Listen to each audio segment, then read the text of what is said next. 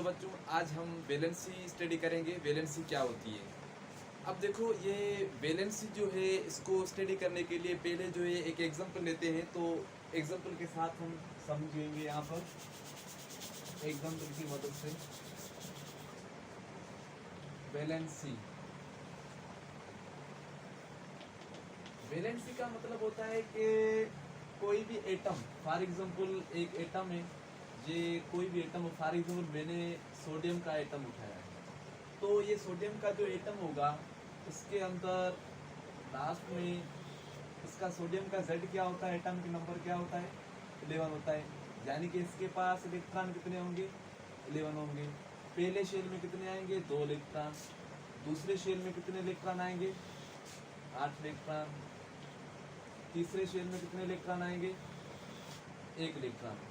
अब हमें पता है कि कोई भी एटम, उसको स्टेबल होने के लिए लास्ट शेल में 8 इलेक्ट्रॉन होने ज़रूरी है। उस वजह से कोई भी एटम जो है उसको इलेक्ट्रॉन, कुछ ना कुछ इलेक्ट्रॉन लेने पड़ते हैं या कुछ ना कुछ इलेक्ट्रॉन देने पड़ते हैं स्टेबल होने के लिए, यानी कि अपने लास्ट शेल में 8 इलेक्ट्रॉन पूरे करने के लिए।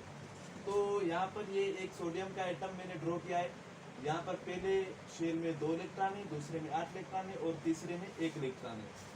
अब ये क्या एटम जो है क्या स्टेबल है?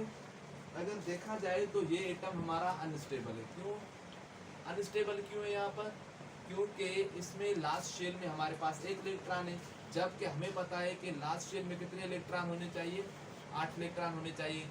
तभी जाकर कोई भी एटम क्या होता है, हमारा स्टेबल हो जाता है। तो ये एटम जो है क्या है, अनस्टेबल है। अब फॉर एग्जांपल ये क्लोरीन का एटम है। अब क्लोरीन का Z क्या होता है, क्लोरीन का Z होता है 17। Z यानी कि प्रोटॉन नंबर, जितने प्रोटॉन होते हैं उतना ही Z होता है। यानी कि इसके पास Z 17 है तो इसका प्रोटॉन नंबर क्या होगा, 17। और जितने प्रोटॉन होते हैं उतने हमारे पास क्या होते हैं, इलेक्ट्रॉन। तो इस एटम के पास इलेक्ट्रॉन कितने होंगे, 17। तो अब पहले शेल में कितने इलेक्ट्रॉन होंगे, टोटल इसके पास है 17। तो पहला शेल कितने रखेगा, ज़्यादा से ज़्यादा 2। दूसरे कितने बचे, 15 बचे। तो यहाँ पर 15 जो है, दूसरा शेल कितना रखेगा, 8 इलेक्ट्रॉन रखेगा। अब पीछे बचे 7 इलेक्ट्रॉन। अब यहाँ पर ये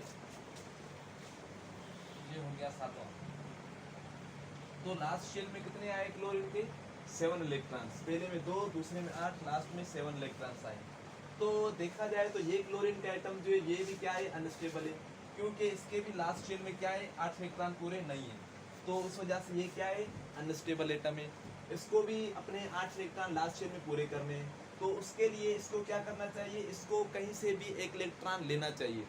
जब ये कहीं से भी 1 इलेक्ट्रॉन लेगा तो फिर इसके लास्ट शेल में कितने हो जाएंगे, 8।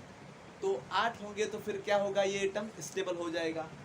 तो अब ये 1 इलेक्ट्रॉन लेना चाहता है किसी दूसरे एटम के साथ, तो दूसरा एटम देने वाला भी होना चाहिए। तो सामने से कोई सोडियम का एटम आएगा। अब सोडियम के एटम के पास क्या है, लास्ट में कितने इलेक्ट्रॉन है, 1 इलेक्ट्रॉन है। अब ये 1 इलेक्ट्रॉन जो है, ये 1 इलेक्ट्रॉन जो है इसके पास अब 1 इलेक्ट्रॉन है। अब ये भी क्या है, अनस्टेबल है। इसको अब क्या करना चाहिए, सोडियम के एटम को, इसके पास 2 ऑप्शन है, क्योंकि इसको अब 8 इलेक्ट्रॉन पूरे करने हैं किसी न किसी तरह से।